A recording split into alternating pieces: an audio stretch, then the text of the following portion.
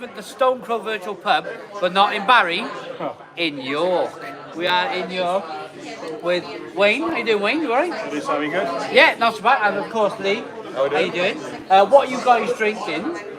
I'm on one of our lagers, Alpine, American Light Lager. Yeah. And I'm double parked as always, so I have Maris the Otter, our English bitter, Yeah. and Viva la Guavolution, which is our guava-based pastry salad. And a lot of my followers these days will realise that I absolutely love my lager these days. I know it's a very far cry from real ale craft beer, but it's life, you know. We all go in different kind of directions. But I'm on your Czech Pilsner. Hello, Jess. Hello, Lewis. And I am loving this. I think this is fantastic. Thank you. It's one of the things we're pretty proud of at the moment. Our head brewer Tom was just with us. He loves the lagers we're making. He's done a lot to improve the lagers that we do. But one of the things myself and Lee did 4 or 5 months ago, we went to the States, had a little bit of a brewery tour around there, and all the really good breweries out there are doing a lot of really good lagers. So we were quite inspired when we came back and wanted to add to our lager repertoire. So we go from the Pils that you've got to the light lager that I've got, the American. Brilliant. So have you used, like, with it being obviously Czech hops for this? SAZ. S-A-A-Z, I think you spell that one. It's a bit of product placement. There we go. We are in the original Brew York. I mean, this used to be a little bit. You've turned the old car park into a. Yeah, this is originally our car park, so Yeah. I think I used to park here and Wayne used to park over there. But look at all these lovely people enjoying their beer. It's a Thursday night, but what a lovely. We got a great evening for this. We really do. Hit the like button down below. If you hit the like button down below, we got loads more people joining us. I know it's the summer, everybody's on holiday, but you know. Last time you came to join us was probably a couple of years ago now, and we walked into this area, but it was lockdown, so Yeah. pretty quiet. Yeah, it was lockdown. But in fact, the last time we went live together was in my garden. Yeah, embarrassing. In the conservatory, boiling hot. wasn't In it? the Stone the Crow pub. The Stone the Crow virtual pub in the bunker. This time last year, I don't remember the exact date, but it was the same time as Bristol Craft Beer Festival last year. Because myself and Lee went on a nice walk down Barry Beach, and I managed to burn my toes. You did, yeah. You burnt yourself, didn't you? Oh no, yeah, you did, yeah.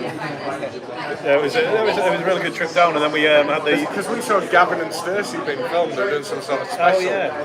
There was, not on the main cove beach, a lot. like if you walk further up, there's a little bit of a cove. And they had it kind of locked off for filming. Fantastic. And you've seen the famous, we call it Barry Bados. You've seen the famous Barry Bados shop. Oh yeah, we had fish and chips down by there, didn't we? And we did the event at Craft Republic, so I had an awesome time down there. So I don't know if you Tim guys and are Claire. watching. How are you doing, guys? Yeah, Tim and Claire. Yeah, that was fantastic. I really enjoyed that.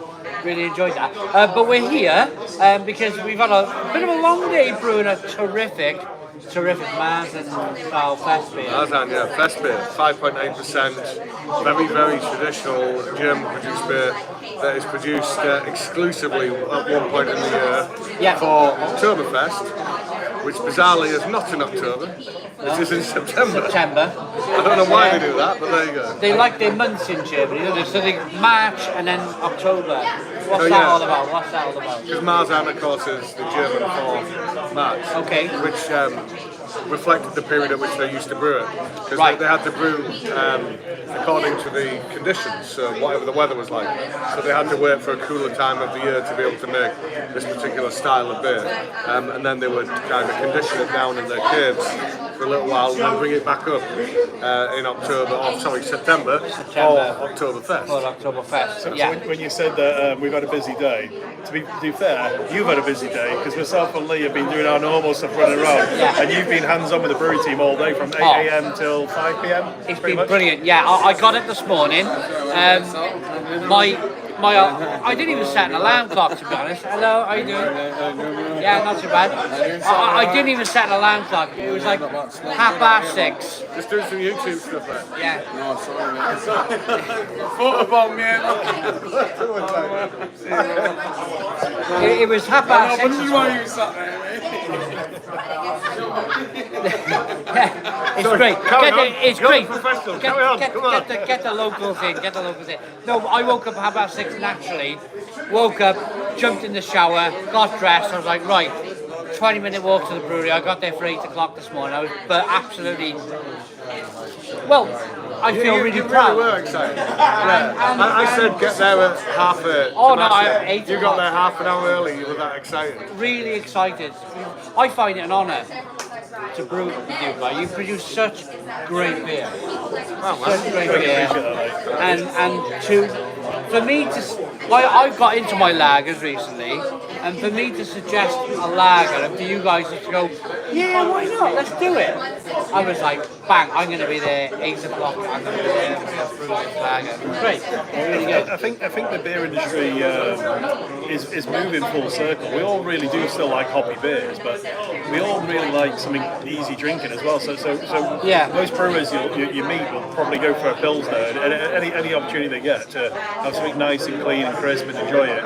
It's because it's a dark. There's nothing to hide behind. If you're doing like a good lager, there's no way you can hide. You've got to brew it really, really well. It's the master proof you're the master of your craft when you do a good lager. So our brewers love that style. It is quite something when you go to a beer festival and all the people that are attending are drinking these stupid sours and these daft stouts, and then the people behind the bars, the brewers that are serving the beers, are drinking a really nice, cleanly produced pilsner. Yep. And I first really took notice of this. I went to Brewskival in Sweden. Oh, isn't that good? Amazing, absolutely amazing. And you're right. You've got these. So the main public were drinking Angry Chair, stouts. Daft stouts, And but when I had breakfast, I sat with Tool, the head brewer of Tool, and some of the brewers, and we all just spoke lager. And there's something there. There's something there. So I decided to try and sample a few lagers. They were absolutely right. But what we sat around and had breakfast about, and the biggest challenge for these breweries was that it's not too far away from mainstream lager. Lager is such a difficult thing to produce anyway. Your Warsteiners and your Kronbackers of the world are already producing good, great quality lager. How can you? And at a very good price point. And that's what I was going to get to. Was how do you ask somebody to spend 50 pence or £1 more on a craft lager when it's so blooming similar? And I think that's the challenge with lager in Europe. Well, the vast majority of lagers that are produced by the bigger breweries are produced as high gravity brews. Yeah. So they might produce it as a 9% beer, and then they liquor it back down to, and that's never going to be quite the same as a beer that's produced exactly as you want it to be from the get-go to then the point at which it reaches your lips. And there's certain other compromises they'll make to preserve the beer, to make sure it kind of survives. Whereas a craft brewer typically will be a little bit more purist, a little bit more kind of organic, I guess you might say, in terms of that kind of thing. So I think that's where the value comes from. Yes, We're designing it around making the best product, not about making it the most convenient way to make it. Right, of course. It's not just convenience for the macro breweries, they need consistency time after time. So we all strive for consistency. The beer needs to be the same strength, it needs to taste the same every time you brew it. Yeah. For a macro produced beer, you've got millions of people drinking that product day after day and drinking a lot of pints of it. So there's not much they can do. So they brew very high gravity and they water it down or liquor it back, as we call it, to get to exactly the numbers that they hit time and time again. So again, it's really an art. It's not something that smaller breweries want to do, because why would you spend all this time on money and ingredients to then water it down? But for a lager, that kind of works. It's easy for us to try and belittle the work of the macro breweries, but the one thing they are the absolute masters of is consistency. They can do it time and time again, and you're never going to be able to tell the difference from batch 1 to 2 to 3 to 4. And I think that's why, as a craft brewer, the kind of pinnacle for us is the production of a lager, because Wayne's already said it, that there's nothing to hide behind. So you've got to be the absolute dog's bollocks on every element of your craft to be able to, one, make sure it's clean, two, make sure the flavour's good. Because anything you do wrong in a lager, there's almost nothing to hide behind. So you've got to be absolutely on it. So I was doing the thing of leaning in trying to read because it's a long way away. Tiny screen. Can I say, there's 112 people. 112 people in watching at the moment. Can you hit the like button? Hit the like button down below. Let's get the viewership up. Hit that like button.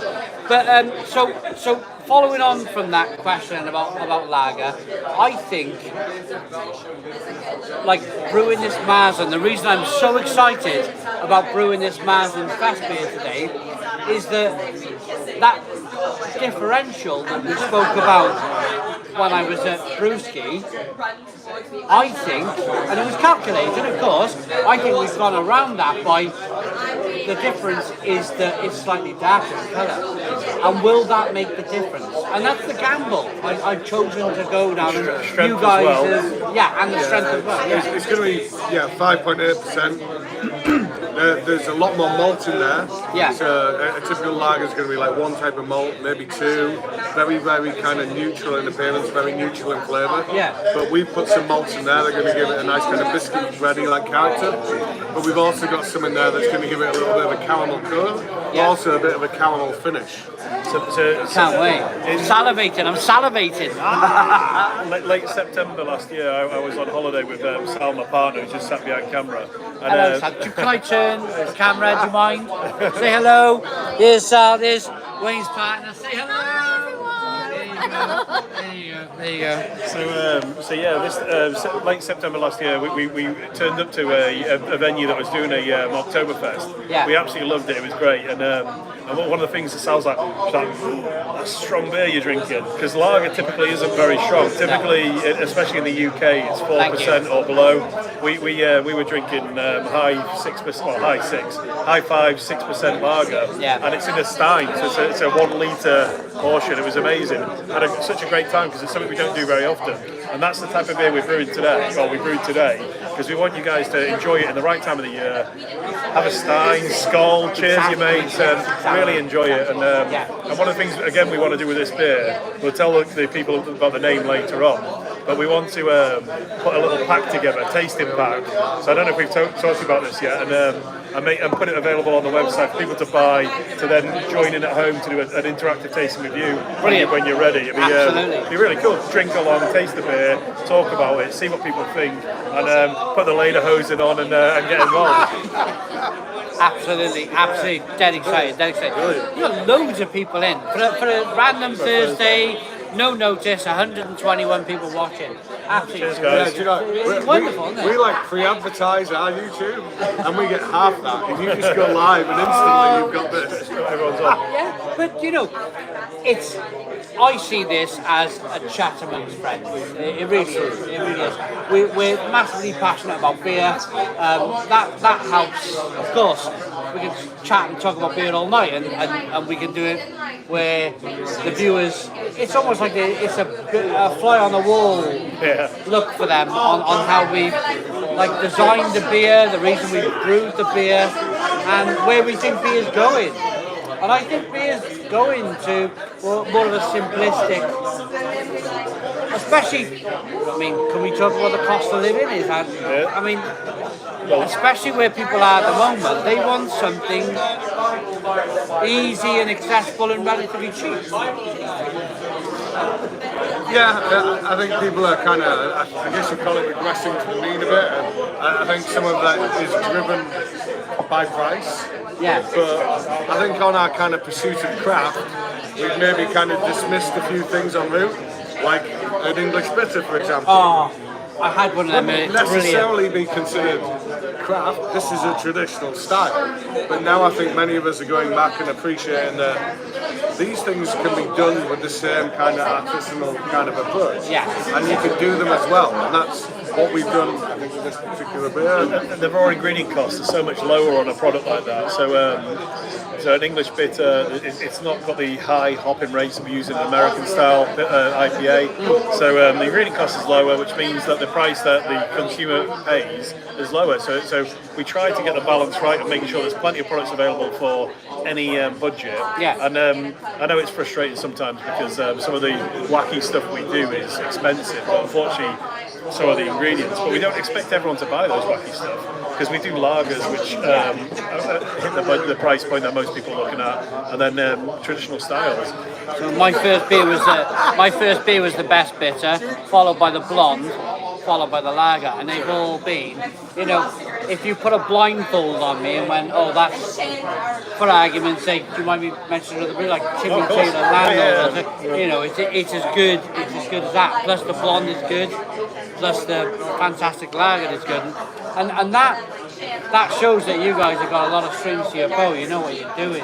It's not just about hazy. You've got. Well, it's what floats our boat. It's what floats our brewers' boats. You could be all about the hazies and produce the same sort of style 60% of the time, maybe even 80% of the time, and that might make you a lot of money. Yeah. But that really wouldn't interest myself. It might interest my accountant mate Wayne. But in terms of those that brew the beer, that would get boring as shit. Yeah. It's much more fun to do something different on a Monday, different on a Tuesday, different and so on and so on.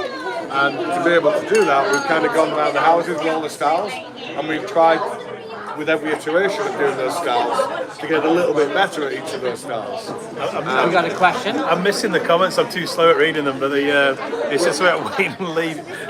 Oh, it's Lords. John from Lords. Hi, John. Hello, John. I had a brief chat with John on Simon Wood. on Tuesday about Thomas Crapper. And we've got some people over here that they've just pointed out they're watching us on their phone, even though they're right there. Yeah. They're watching. We got viewers watching across the table. So I'm going to go through a couple of comments, maybe. Excuse my fingers. John from Lords, Jack Bandit. We had Simon Wood, William Smith. If you're going to get me one as well, then you're perfect. Martin Ryler, Worldwide Ghost. Lots and lots of you. Just half an Alpine. I'll keep my John at Lords is an absolute legend. I did a charity beer festival maybe a couple of months back. Yep. John sorted us out with 4 beers. Very, very generous. Thank you, John. Really appreciate your support. Amazing. And we got someone asking, are you going to London Craft Beer Festival on the 11th and So, 12th? Brew York will be there for the entirety of the festival. Myself and Wayne will be there drinking on the Friday afternoon. Yeah, we're heading down Friday afternoon. We went Friday evening. We probably want to go to see a few places in London.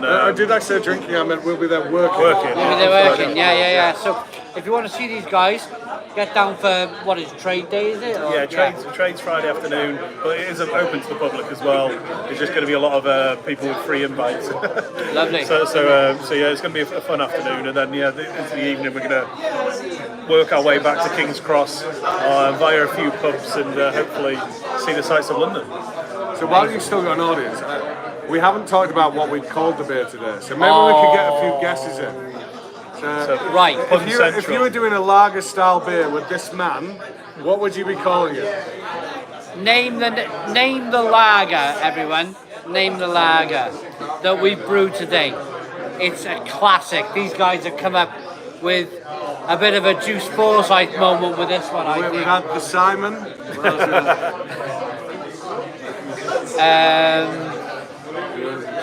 Stone the Lager. Oh, close. You're on the money. Close. Lewis, very close. Pony the Bitter. Ponytail Bitter. Stinging Nettle. I say that a lot. The guy that said Stone is very close. Crow's Nest Lager. Bunker Lager, yeah. Give me allotment lager. Tinkle Garden Lager. Oh my god, it has to be called the Viking. Yeah, that's pretty good. Stoned again. Something, honestly, you're very close. You're very close. We like wrestling themed beers, that's a bit of a hit. Stoned and wrestling. Come on, comment. Things that Simon might say if he likes a beer. Yeah. And if he was perhaps running a Oh, Jack Bandit is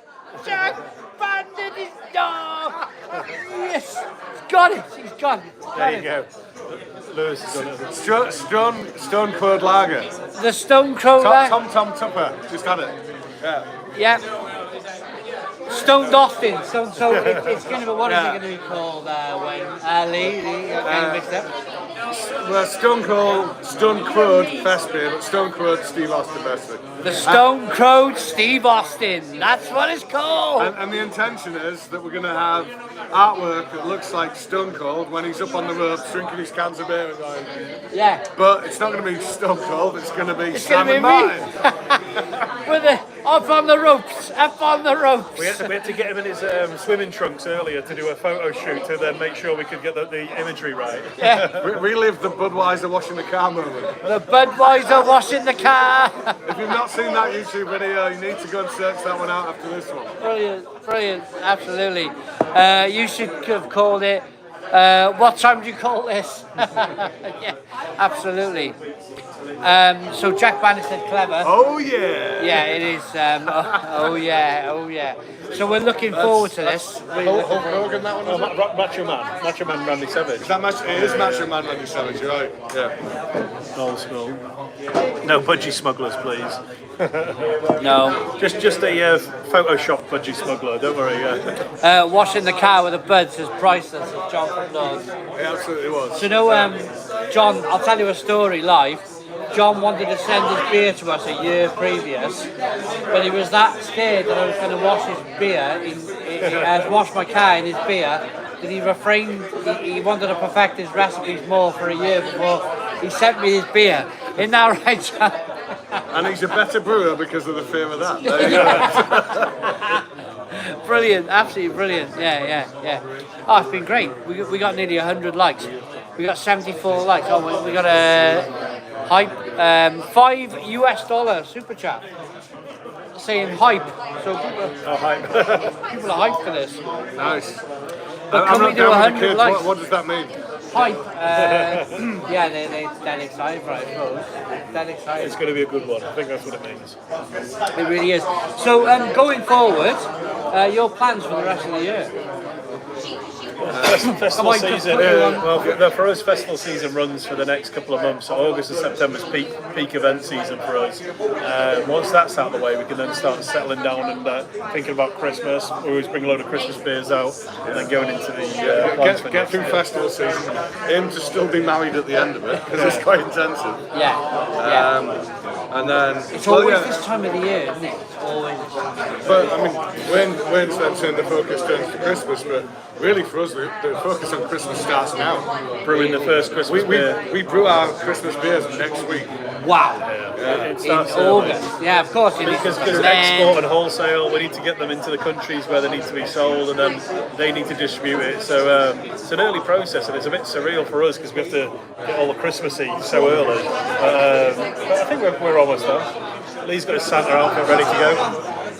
I actually do have a Santa outfit. It's one of those, you know, the ones with the inbuilt fans that flex. Yeah. Oh, it's pretty cool just to think that you're already thinking about Christmas beer. I mean, for me, yeah. So it always happens. So it's almost like the same thing that happens to me every year, where I go to a few beer festivals, and then it's like, oh, will you come and brew? Will you come? So all my collaborations happen second half of the year when Oh yeah, well after it's all festival season. season. People see you and they go, oh, can we brew with you? Yeah. And The other big thing for you will be your first live stream in a few months. When you're going to start doing more regular live streams again? oh, that'll be October. Probably October. When the nights draw in, when the lights change. When's that? October. About 1st of October. Fall back, isn't it? So 21st October, the clocks change again. Yeah. And when everybody's kind of like, they want to put their slippers on and their pajamas and chill out for the night, then I bring the Stone Crow back. You mean when it's raining like all day long? like it's been this like in month. August or July. Like in August, yeah. Yeah, like in August, yeah. Yeah, totally. Oh, it's been amazing. It's been absolutely amazing. Yeah, it's been really good. Well, did the guys get you to clean down the vessels today, or did they just do the glamorous stuff? Empty the mash tun and dig that out. So now He's got yeast all over his shop. yeah, I'm covered in yeast. So I was very hands-on with it, but And a bit here. we took some yeast for, so how we, and I think it's very clever actually, how we got the yeast for our beer was from your the existing lager. outside vessel, so it was a little kind of like squirt off, but we went and it went Spread everywhere. covered us. So lager yeast in particular is a really expensive yeast. Yeast is expensive anyway, and where we can, we try and crop it. So we take the healthy Brilliant. yeast from the existing brew and we move it into the next beer, and you don't then have to pay for yeast for that beer. So it's a really efficient way to brew. It really is. And we always have a lager in tank outside, so we have a big external tank, and we sprayed Simon in lager yeast apparently. But it's not just about saving money, it's about making better beer. Yes. Because Healthier. if you use a yeast for a second or a third generation, it gets off to a faster fermentation, a cleaner fermentation, and the beer just tastes better. There are certain people who, when propagating the yeast, using it for a first generation, will discard the beer that it creates because the yeast is a little bit stressed the first time out doing its job, and then they'll use it the second generation, then they'll sell that beer. Right. Wow. That's, So when we buy in fresh yeast, we brew a small batch here at the original brewery, much more smaller scale, and we usually do something that we haven't brewed before. So we won't stress the yeast out too much, but we'll give it a nice easy run in a small batch, and then when it's brewing that or converting the sugar to alcohol, generates more and more yeast, it propagates and it grows. We'll crop some of that off and we'll take it to the new brewery, the bigger brewery, and do the same process again, and the yeast will start its process again on a big batch. brilliant. Well, and of course, it's a natural. I mean, everyone's talking about it, aren't they? It's a natural way of kind of like recycle, reuse, isn't it? Yeah. It's that kind of natural. Let's grab some of that yeast from there and use it here. When we first started, Otherwise, it's going to the pigs or the drone. yeah, Well, exactly. Yeah. I was going to say, when we first started at the brewery we're at here, every single batch of beer we used a new batch of yeast. So after we brewed the beer, it was either, like Lee said, going to feed the pigs. It's quite not a nasty product. You don't want to eat it yourself, or unless you like Marmite, or it goes down the drain. And or it doesn't go down the drain if you're watching Yorkshire Water. It goes into a separation tank, and that's what it does now. But yeah, it's a interesting product. It has a mind of its own, so we have to look after it. Brilliant. Oh, look at this. Here comes your beer. Here comes the next beer. So what have you got here, Wayne? Thank you. Cheers. Explain. What has come fresh? Explain Fresh. that to the can. What have you got? I've stuck to what I like. Alpine Lager again. So Alpine Eagle. So yeah, that's only one of the two lagers that he makes. You've got our Czech style pils there, and Wayne is drinking an American style lager made with. Can I smell it? Is that... Take a try. It's still made with a German hop, so it's made with a hop called Mittelfruit, but it's done kind of. It's kind of like Budweiser with flavour. You wouldn't wash your car with that one. No, that's crispy. That is. So the beer came about from the fact that we do a lot of festivals and events, not just beer festivals, but big festivals where people like to drink what they like. Yeah. And that's typically a premium lager and a more accessible lager. And people look for brand names. And we told the organisers we could brew what we felt would be a very good American-like lager, as well as the premium lager. And we did a blind taste test. We gave them the beers. They loved them. That is really. And this is kind of something we brew a lot now, and it's in our tank. So this is in a lagering tank. So we've got 1,000 litres of this product served fresh from the tap, and it's kind of refreshing on that. That's clean. Really crisp and clean. Nice and cold as well, so works well below. Yeah. Fantastic. Yeah. So where are you guys from? And what are you drinking on a Thursday night? You're from Where Barry, are you aren't from? you? I'm from Barry. We're from York. I saw somebody say earlier they were on the ciders. I think someone watching's called Luke, and he's from York. Right. We got someone called Jason saying, "How do you filter the water here?" So we have what's called a reverse osmosis purification system. So it's not a filter. I could get into the science of it. There's no easy way of doing it. It basically makes the water move against the osmotic gradient, and you end up with water on one side and all the salts on the other side. of a membrane, and then you keep the water less the salts, and then you brew with that. So we end up with like really pure water, back to basics, no minerals, and then brine water, which is just all the intense minerals concentrated that we put down the drain. And that basically gives you a blank canvas, so then whatever style you're wanting to brew, you build up then using like powdered salts. So if we wanted to make a dark beer at that point in time, we'd get some calcium carbonate like chalk, and we'd build up the carbonate level. If we wanted to make a really nice hazy beer, we'd put like calcium chloride in it. Chloride is what makes the mouth feel a little bit softer, a little bit thicker. That's kind of typical in those kind of styles. If we're making a West Coast IPA, we put gypsum in, which is kind of like the bath salts you might use. Plasterboard. And that raises the sulfite level, and the sulfite is really good at accentuating hop bitterness. So we use all these combination of salts to create a profile which would be suitable to the particular style. And that's amazingly what it's 95% of the ingredients mainly is water. And the last 18 months, 2 years, I've been fascinated by the water in the brewing process because it makes such a difference, doesn't it? Yeah. And it's something that's so, as a beer reviewer, for the first 6 years, you can completely overlook that. And it's only through the learning process that you go, actually, that's a big part of the beer, isn't it? Well, as a brewer in the first years of being a brewer, you kind of ignore it. You think it's all about the malts, it's all about the hops, but like you said, it's 95% of what you're going to be drinking. Yeah. So maybe you need to be giving it a little bit more respect. So a good example of that is in the first 4 to 5 years of us existing as a brewery, we brewed in the location we're at now, which is York City Centre. Our water's very hard. It's got a lot of it's just very carbonate. Carbonate is very well suited for dark beers. So most people who've tried our beers usually know us for dark beer.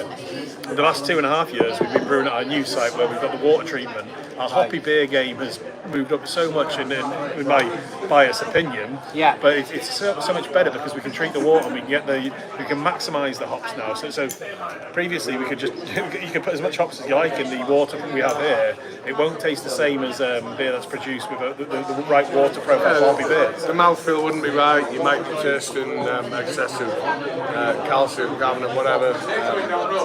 It just didn't work. The water wasn't soft enough. It didn't. The kind of initial flavour would be there, but then the finish in the mouth wouldn't be right. So my guess, if I can guess in front of you guys, so your water was pretty much like Burton water? No, Burton is known for being very high on sulphate. Ours, I guess you would say, is a hybrid between Burton and London. Right. Because we're really high on sulphate, but we're also really high on carbonate, which is what London is. Right. So yeah, we've got Porter Central London originally. Right. Okay. which was great for producing West Coast, which we love to do. Yeah. And for producing dark beers, which is like Wayne said, why we got a name for that. But the more modern style that people love at the moment is the hazy, the New England IPA, the really low bitterness, really high hop profile. Our water really wasn't suited for that, so we didn't do too much of that, which we do more of now. And I think we had one earlier, Hop Sessions, really easy drinking, hazy beer. It feels like a million miles from what we used to brew 3 years ago on this site. But the ingredients haven't changed. We still use the best ingredients we can. The water's changed, and because of that, hopefully the beer has improved. Right. What goes in must come out. I'm going to go away for 2 minutes to the toilet. I'm going to leave you with these guys. You're leaving us in charge of your channel. I am. Yeah, I am. Now, ask you any questions you have for Lee and Wayne. I'll be back in 2 minutes. I've got to pop to the little ladies' room. I have to move a little closer to read it. That's the problem. I'll lean in and read. Yeah, you get through. Yeah. Right, so what's the numbers tumble now? Any questions? So we've got, from a scientific level, what pH are you aiming for? What minerals do you want pronounced? Or is that a trade secret? That's going to get too sciencey. So pH, you can give an indication on that. So. I've got a better idea. Simon's not here right now. What question do you want us to ask him when he comes back? What might make him chuckle? What might make him blush a little bit? What do we ask him when he gets back? while you guys are thinking of that, we've got a question from Lewis. What new Brew York beers are on the horizon? So just this week we launched 2 beers. We got Kirsch Russell, which is a rebrew from they're both rebrews from previous years, but they're fan favourites. A Kirsch Russell, 6.5% cherry pastry sour, tastes like cherry pie. It's an awesome beer. And then Viva la Guavalution. And this one, Viva la Guavalution, our guava sour. Also 6.5%. So for me, my favourite fruit to put into a sour is guava. There is something magical that happens to it at a lower level of pH. Guava on its own it's not a particularly potent flavour, it's not particularly exciting, but when it gets to a low pH, as you have it in a sour like this, it really transforms. This is something else. Whenever I get the chance, I try and put guava in a sour. So I'm just laughing at my hand, keeps blocking the view. So there's a really good question there from the Germinator. Let's go back to off screen. So any plans with Tartarus in Leeds? Do you know them well? You might say that. So Jack, the founder of Tartarus, Jack and his partner. He used to, this is our original site, and he used to be one of our brewers. Jack used to brew with us, site. so we know him really well.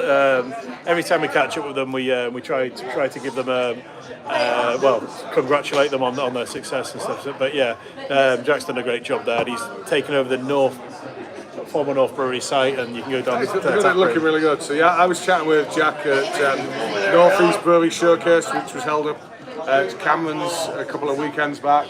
So yeah, Jack's doing really, really well. He's done a phenomenal job with Tartarus, amazing UK reputation, and doing fantastic in the export scene into Europe and elsewhere. So I imagine at some point in the future we will be working with Tartarus.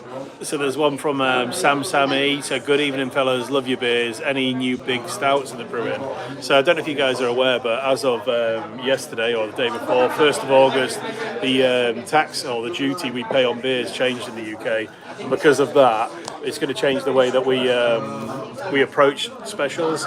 So we will do more beers, but you'll see more and more 8.5%-ish beers, because that's the new threshold for high strength beer. So we won't pay too much tax. Anything above 8.5%, it's going to get really expensive.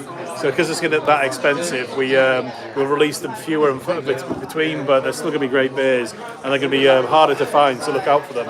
So now Simon's back, I'm probably going to do something similar, and it's usually me who goes first. So. Yep. Do you know what? I think maybe it's time to wrap this and wrap it up. We had only lost you 4 viewers, but then Wayne started doing tax stuff, and then it kind of. Perfect. Okay. Well, Wayne, I think we're going to end now anyway. So you might as well. I was just going to say. Sorry. Thank you. I want to shake your hand, say thank you very much for having me today. It's been been a absolutely pleasure, wonderful. Please look out for Stone Crowed Steve Austin Mazen Fest Beer Style Lager. You'll love it. I know. Well, we have to go because we're on a tie on the pool. Me and Lee must go find a pool table where we can find a winner. Cheers. Thanks for watching. My pleasure. Cheers. I'll be back in October. Cheers. Thank you. Thank you. Bye.